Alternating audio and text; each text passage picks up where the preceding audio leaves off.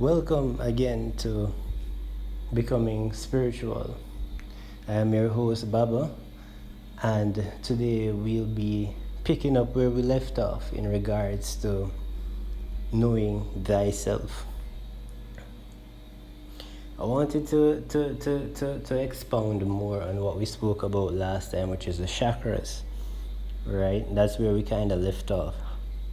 When it comes on to the chakras, and I did explain them as being energy vortices that you are able to receive and to send out information to the various planets, right? With the chakras, it's important to balance them. If you have ever watched the cartoon Avatar The Last Airbender, where the avatar visits the guru to learn how to do these things, it's actually quite a similar nature. I actually know people who followed that particular scene and used that to, to balance their chakras. Now, it's important that you balance your chakras so that you, in your physical entity, is connected to the higher wisdoms, or the higher self, or the Hova soul, or what one will even eventually go as far as to call the holy guardian angel, or the God within self.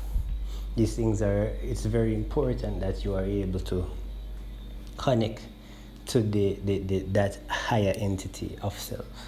One will go forward and understand more as you delve into this information.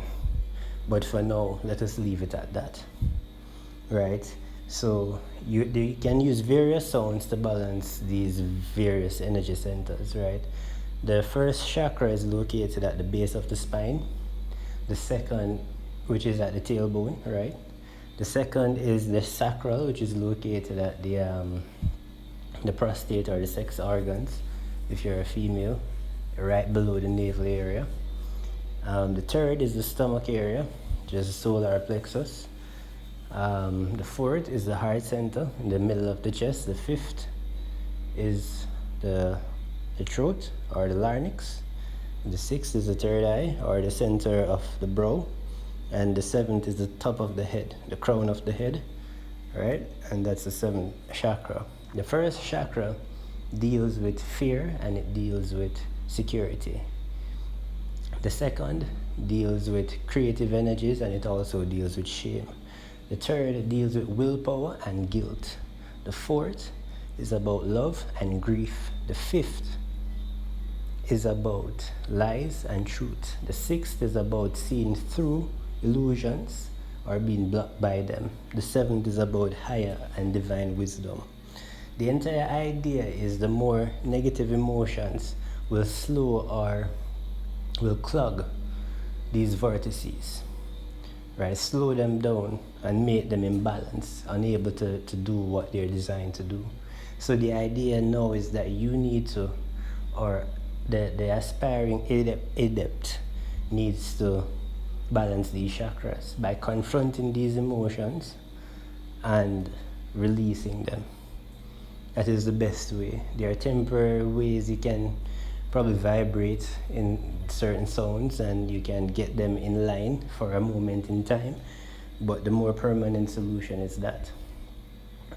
And the more trauma, the more pain that you have in these various emotions, then the more more work you will have to put in. It may be a painful process depending on how your life experiences have been, but it is definitely worth it, especially if you have been traumatized.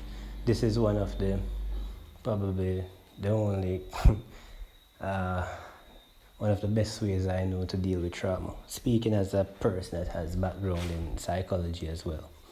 So it is about this.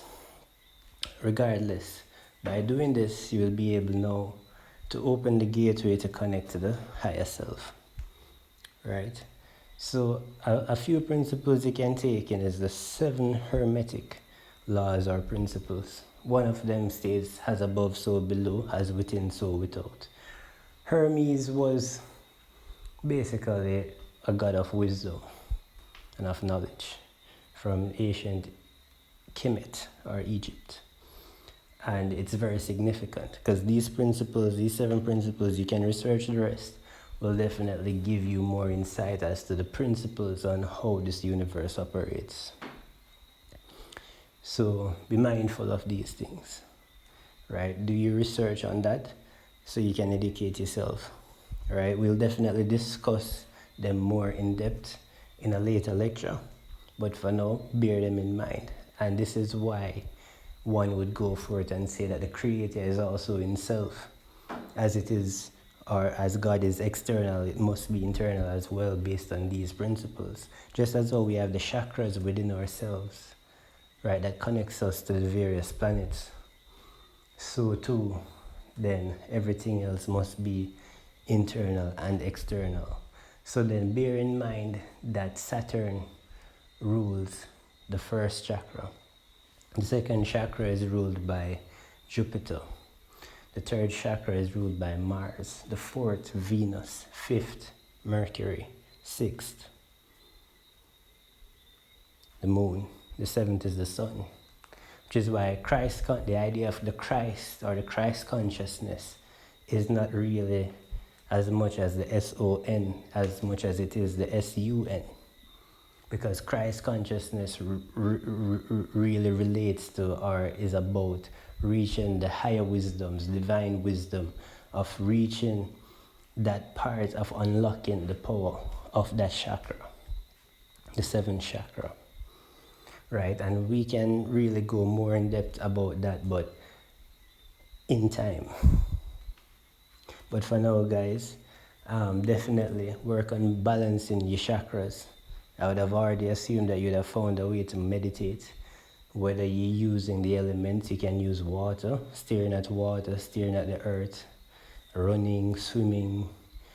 It's better to do it still, but you can do it with movement. You can stare at a candle flame. There are many ways that you can go about doing these things.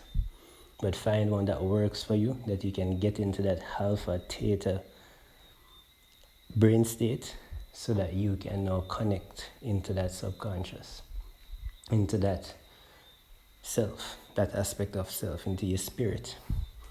Right. So there are many things that we'll be discussing here on this channel, and I am grateful that the universe has inspired me to actually do this.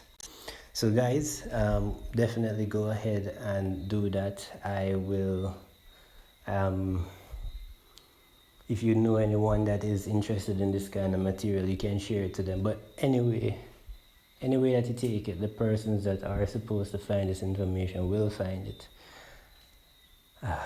So definitely go ahead and work on the chakras. All spiritual work starts with meditation. You must start there. So regardless, thank you guys for subscribing, for viewing this, and definitely stay tuned.